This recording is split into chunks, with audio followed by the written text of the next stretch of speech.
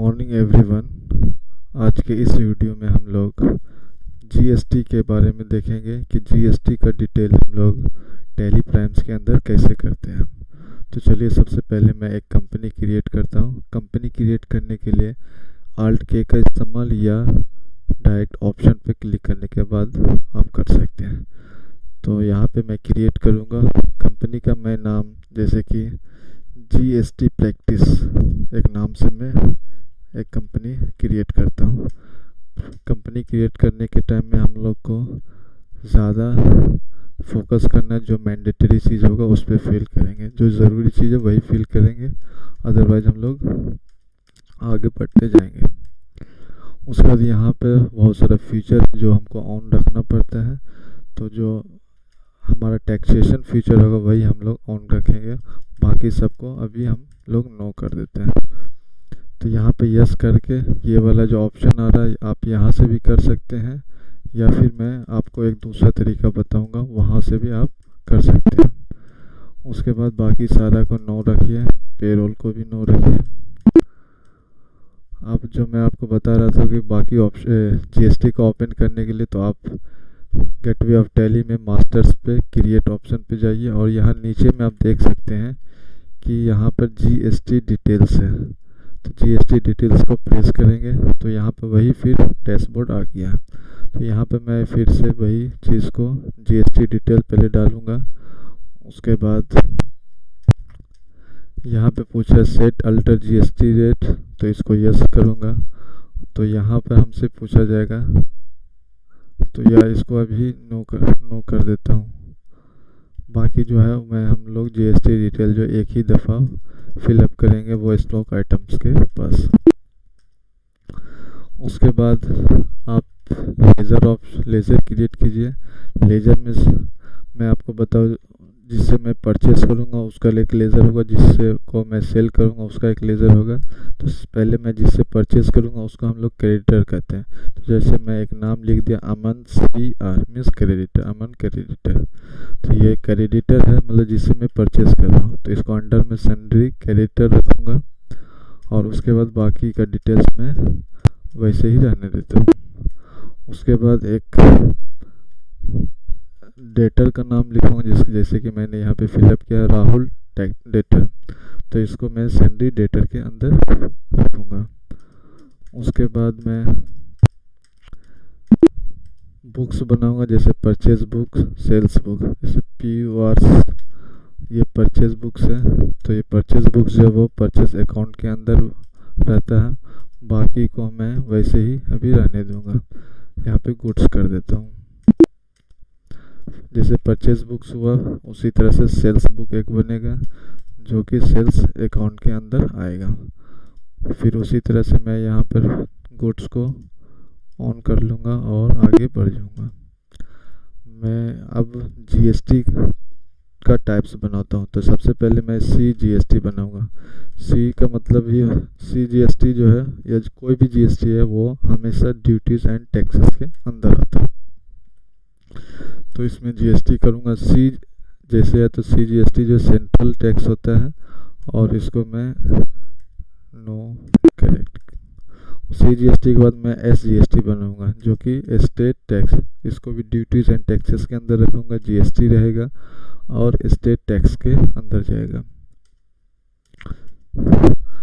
IGST भी आप बना सकते हैं, जैसे कि IGST का मतलब होता है कि इंटीग्रेटेड टैक्सेस। तो यहाँ पे ऑप्शन आएगा इंटीग्रेटेड टैक्सेस, मतलब दोनों का जोड़। उसके बाद मैं फिर आगे बढ़ता हूँ। लेज़र बन गया, सारे लेज़र बन गया। अब हम लोग बैक आएंगे एस्केप प्रेस करके, और यहाँ पे मैं इन्वेंट्री मास्टर्स में आऊँगा। इन्वेंट्री मास्टर्स में मैं डायरेक्ट स्टॉक आइटम में जाऊँगा और वहीं से सारा चीज़ को मैं क्रिएट करूँगा। तो स्टॉक आइटम, जैसे मुझे एक फ़ोन का जीएसटी पे वर्क करना है, तो वीवो फ़ोन यूज़ का बनाना है, और अंडर में मैं रखूँगा। अंडर यहाँ पे बना नहीं तो मैं क्रिएट कर सकता हूँ Alt+C के साथ, और या क्रिएट बटन पे क्लिक करके। तो ये क्या है, एक फ़ोन है, तो हम यहाँ पे लिख सकता हूँ मोबाइल है, और उसके बाद आगे की तरफ मैं बढ़ जाऊँगा।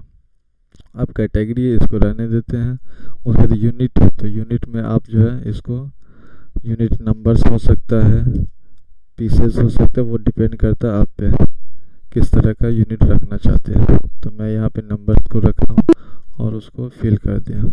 सेट ऑफ कंपोनेंट्स को वैसे ही रहने दीजिए, जीएसटी एप्लीकेबल है। तो मेनली यहाँ पर जीएसटी को जो भी अल्टर करना हो, सेट करना हो, यहाँ पे हम करेंगे स्टॉक आइटम है, बाकी सारे जगह करना ज़रूरी नहीं है। यहाँ पे एक दफ़ा कीजिए, सारा काम हो जाएगा आपका। अब यहाँ पे डिस्क्रिप्शन है, तो यहाँ पे आप लिख सकते हैं जैसे कि ये क्या है, एलईडी सॉरी ये क्या है, एक मोबाइल है, तो मोबाइल सेट लिख सकते हैं। जो भी डिस्क्रिप्शन उसका डालना होता है आप डाल सकते हैं। यहाँ पे देखिए आप जो है टैक्सेबिलिटी में टैक्सेबल कर दीजिएगा, उसके बाद ये सारा वैसे रहेगा। और ये जैसे मैं अगर 28% टैक्स लगता है तो ये सेंट्रल के साथ 14 और स्टेट के साथ 14 रहता है। इसीलिए मैं उस टाइम भी बताया कि इंटीग्रेटेड का मतलब होता है सेंट्रल और स्टेट का जोड़। तो यहाँ पे इंटीग्रेटेड 28 है और सेंट्रल जो है 14 और स्टेट भी 14% के हिसाब से। इसको आगे बढ़िए, उसके बाद गुड्स सिलेक्शन कीजिए। अब यहाँ पर भी क्वांटिटी आप डाल सकते हैं, या आप जब वॉचर बनाइएगा तो वहाँ पर भी डाल सकते हैं। तो मैं वहीं पे एक दफ़ा डाल लूँगा।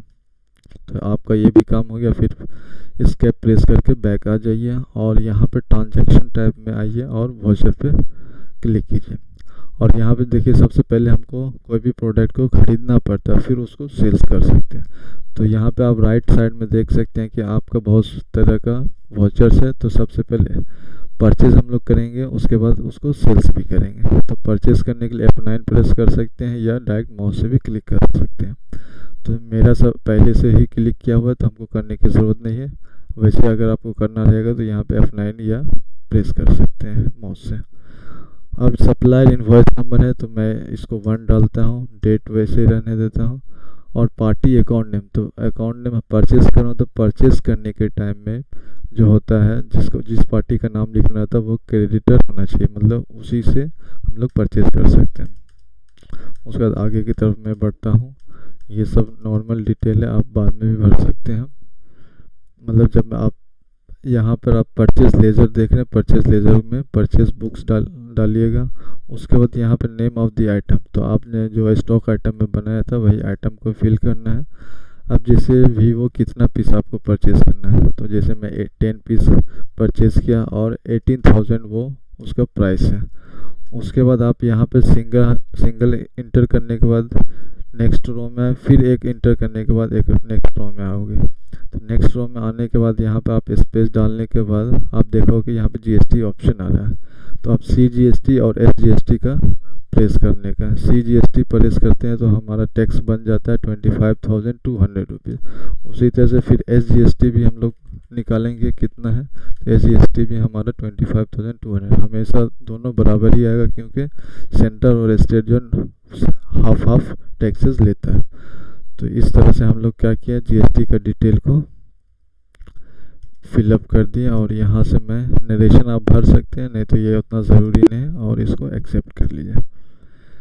जैसे मैंने परचेज़ किया उसी तरह से मैं सेल्स भी कर सकता हूँ F8 प्रेस करके। और यहाँ पर सेल्स हमेशा DR को किया जाता है, तो मैं यहाँ पर नॉर्मली आगे बढ़ते जाता हूँ। जैसे सेल्स बुक यहाँ पे आ जाएगा, उसके बाद आप वीवो यूज़ कीजिए। हमने 10 पीस परचेज़ किया तो 8 पीस मैं सेल करता हूँ।